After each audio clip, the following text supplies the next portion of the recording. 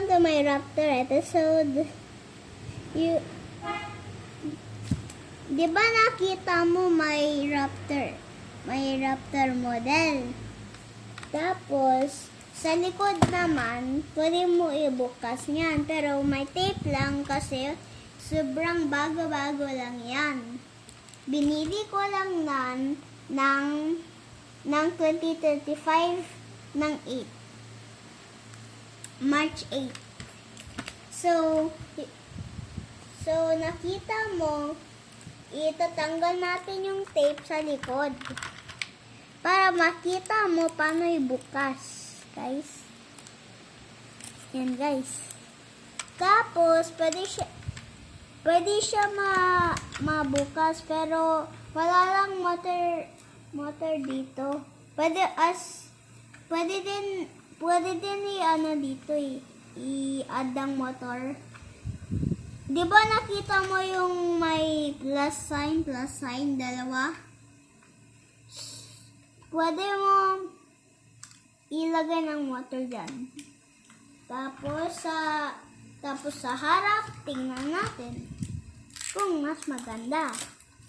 The same din to eh. Yan, guys. Yan.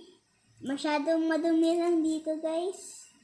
Yan. Pwede din siya mabukas dito, tsaka dito, tsaka dito. Mag-alam lang yan pag nibili mo na ng grill.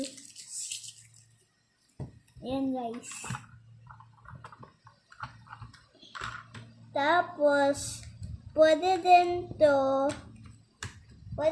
mabukas dito. Dalawa lang pwede. Pero, pag sa harap, mag-alarm. Yan, guys. Pero pag likod, hindi. So, let's focus at the back. Ayan. Alam mo ba, guys, yung gulong natin dito is 6 wheels. So, pwede siya ma-travel sa mud, rock, tsaka sa putik. Yan, guys. Pwede naman magbibili tayo sa Shopee. Binili namin to sa Shopee. Yan, guys. Yan.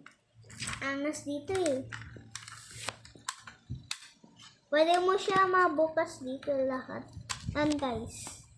Yun lang. Thank you. Maraming salamat.